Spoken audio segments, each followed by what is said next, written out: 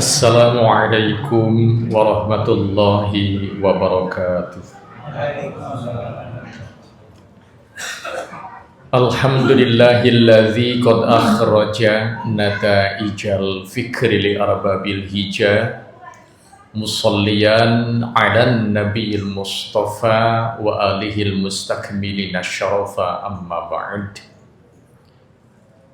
Kaum muslimin jamaah sholat isya yang insya Allah dilanjutkan dengan sholat sunnah tarawih beserta witir, shaimin wassaimat rahimakumullah. Hari berganti minggu berlalu, tidak terasa malam ini sudah berada di sepertiga akhir bulan suci Ramadan. Rasulullah Shallallahu Alaihi Wasallam selalu memobilisasi keluarga dan para sahabatnya di 10 akhir bulan suci Ramadan agar meningkatkan kualitas ibadah, meningkatkan amal-amal kebajikan. Dalam salah satu hadis riwayat Imam Bukhari dan Imam Muslim, beliau bersabda, "Taharrau lailatal qadar fil ashril awakhir min Ramadan."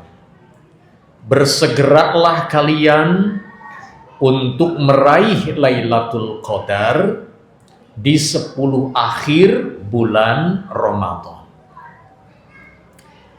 Oleh karena itu Rasulullah dan para sahabatnya di sepertiga akhir bulan Ramadan senantiasa memperbanyak i'tikaf.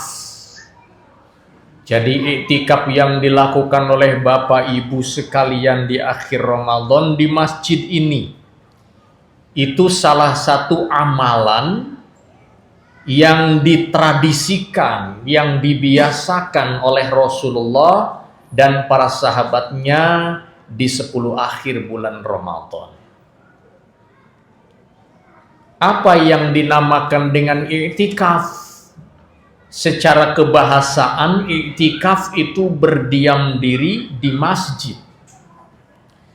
Ibnu Katsir dalam kitab tafsir Al-Quranil Azim mendefinisikan i'tikaf luzumul masjidi li ta'atillahi ta'ala. I'tikaf itu, kata Ibnu Katsir, berdiam diri di masjid untuk melakukan ketaatan kepada Allah Subhanahu wa ta'ala.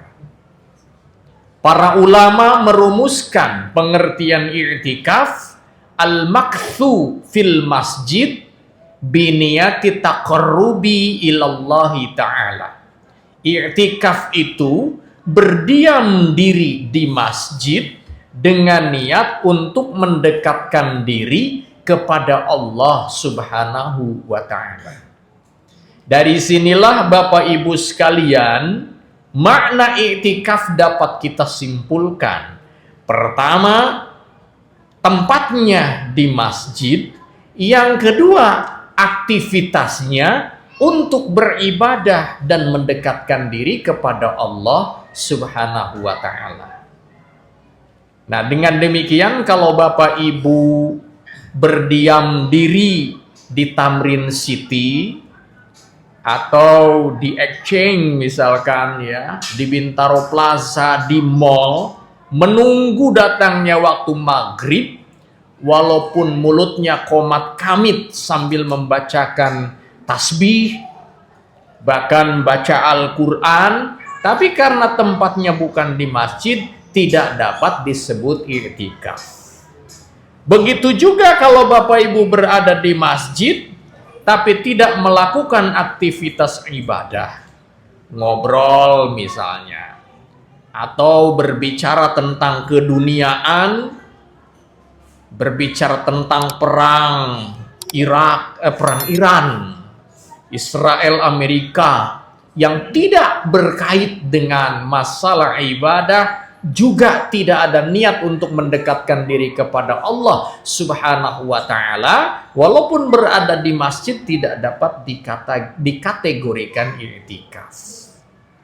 Nah, dari sinilah Rasulullah Shallallahu Alaihi Wasallam, para sahabatnya kalau masuk masjid, mereka itu meniatkan diri untuk beriktikaf. Apa isinya iktikaf? Bisa membaca Al-Quran, bisa berzikir, beristighfar, memohon ampun kepada Allah, bertasbih, menyucikan Allah, bertahmid, membaca hamdalah, alhamdulillah, bertahlil, mengucapkan kalimat tauhid la ilaha illallah Muhammadur Rasulullah, dan seterusnya. Atau menghadiri pengajian, itu juga dapat dikategorikan isi dari i'tikaf. Imam Syafi'i mengatakan niat i'tikaf walau sa'atan, walaupun hanya sesaat, itu sudah sah. Dari sinilah Bapak Ibu ketika masuk ke masjid, mau mengerjakan sholat jamaah isya, sholat sunnah tarawih, sholat sunnah witir, mau tadarus Al-Quran, niatkan nawaitul i'tikafa fi hadzal masjid lillahi ta'ala. Saya niat i'tikaf di masjid ini untuk mendekatkan diri karena Allah Subhanahu wa Ta'ala. Insya Allah dengan beriktikaf, Bapak Ibu akan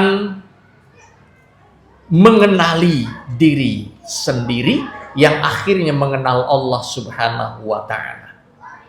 Kalau kita bertanya, mengapa sih iktikaf itu harus di masjid? Para ulama, jumhur ulama mengatakan i'tikaf itu salah satu syarat wajibnya di masjid. Kalau bukan di masjid tidak termasuk kategori i'tikaf. Sebab masjid ini tempat sujud.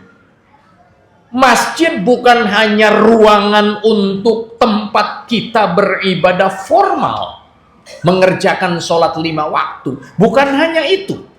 Tapi masjid merupakan tempat hamba-hamba Allah merendahkan diri secara penuh di hadapan pencipta Allah Subhanahu wa Ta'ala.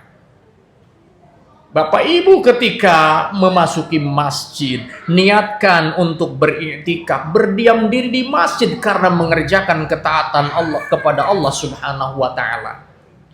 Ini maksudnya untuk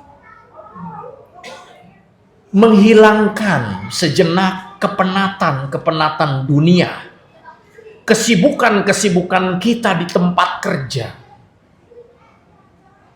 Hentikan sejenak, masuk ke masjid, kita bertafakur, berzikir mengingat Allah, berdoa kepada Allah,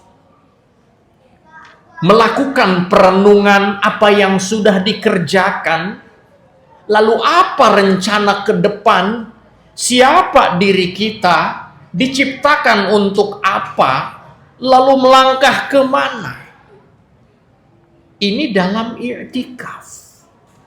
Rasulullah Shallallahu Alaihi Wasallam mengingatkan dalam salah satu hadis, alal aqil malam yakun maghluban ala aqlihi ayyakuna lahu sa'at.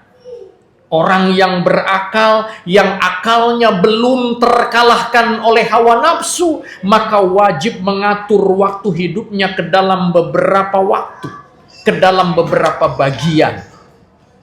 Kata Nabi, sa'atun yunaji fiha rabbah. Ada waktu yang dikhususkan, difokuskan untuk berdialog dengan Allah Subhanahu wa Ta'ala. Islam menetapkan waktu dialog yang wajib itu 5 waktu. Zuhur, sholat zuhur. Asar, sholat asar. maghrib, sholat maghrib, isya, sholat isya, subuh, sholat subuh. 5 waktu, 17 rakaat, itu merupakan waktu wajib untuk berdialog dengan Allah Subhanahu wa Ta'ala.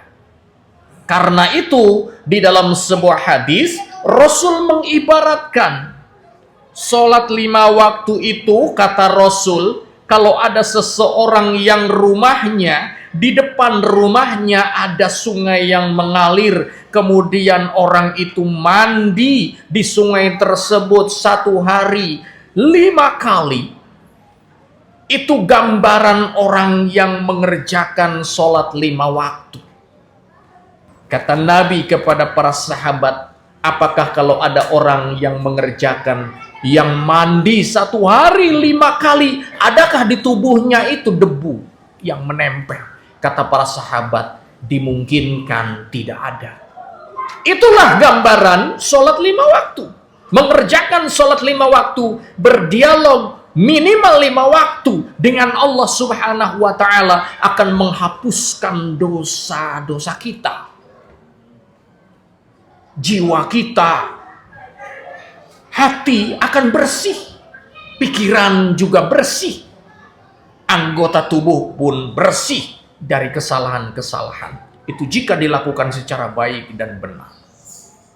Hadirin rahimakumullah, 17 rakaat menurut pengarang kitab I'anatul Talibin Syekh Muhammad Syatto Ad-Dimyati menggambarkan 17 jam, 1 hari 1 malam.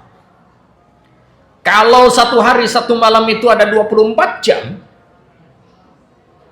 maka 17 jam itulah waktunya beraktivitas, karena 7 jam waktu tidur atau beristirahat. Pertanyaannya, kapan kita mengerjakan kesalahan? Selama beraktivitas. Sebab kalau tidur, itu tidak ada dosa yang dilakukan. Kita bermimpi membunuh orang, tidak dosa. Dalam kondisi tidur itu mukul orang, dalam kondisi tidur tidak sadarkan diri, itu pun tidak berdosa. Tetapi apa yang dilakukan selama 17 jam ketika kita beraktivitas sangat memungkinkan melakukan dosa dan kesalahan. Dengan melaksanakan sholat 17 rakaat, disinilah berarti penyucian diri dari kesalahan-kesalahan yang sudah dilakukan. Hadirin rahimakumullah, akhir Ramadan ini momentum yang tepat untuk berintrospeksi. Berintrospeksi, mengevaluasi ke dalam diri kita. Apa yang sudah dilakukan ini banyak amal kebaikan atau justru sebaliknya amal keburukan. Kata Nabi, wasa'atun yuhasibu fiha nafsah. Harus ada waktu. Dari 24 jam ini harus ada waktu. Selain untuk berdialog dengan Allah, juga ada waktu untuk melakukan introspeksi, melakukan muhasabah, refleksi diri. Nah, dari sinilah hadirin rahimakumullah, dengan melakukan introspeksi semoga kita menemukan, mengenal diri kita sendiri yang akhirnya mengenal Allah dan melakukan kebaikan-kebaikan dalam hidup ini. Di akhir tausiah ini, saya ingin mengakhiri dengan satu ungkapan dari pengarang kitab Tafsir Al-Maraghi, Ahmad Mustafa Al-Maraghi. Beliau katakan, inna min sa'adatil mar'i ayashtaghila bi'uyubi nafsi la min uyubi ghairi. Sungguh kebahagiaan seseorang itu apabila dalam hidupnya disibukkan untuk mengoreksi, mengevaluasi, berintrospeksi terhadap kekurangan dirinya, bukan melakukan evaluasi terhadap kekurangan orang lain. Mari kita sibukkan di bulan Ramadan itu dengan melakukan evaluasi terhadap kekurangan diri kita, bukan kekurangan orang lain. Hadirin rahimakumullah, semoga akhir Ramadan dapat mengantarkan kita semuanya menjadi hamba Allah yang bertakwa, hamba Allah yang mulia, sehingga Ramadan berakhir kebaikan-kebaikan yang sudah dilakukan tertanam dalam jiwa kita dan menjadi habit, menjadi kebiasaan untuk selanjutnya. Ramadan tidak mengajarkan takwa 1 bulan, Ramadan tidak mengajarkan kebaikan 1 bulan, tetapi kebaikan-kebaikan ini, ketaatan-ketaatan ini dimaksudkan untuk selama-lamanya. Inilah makna dari Lailatul Qadar. Hadirin rahimakumullah, itu yang dapat saya sampaikan. Semoga bermanfaat. Mohon maaf atas segala kekurangan. Akhirul kalam. Wassalamualaikum warahmatullahi wabarakatuh.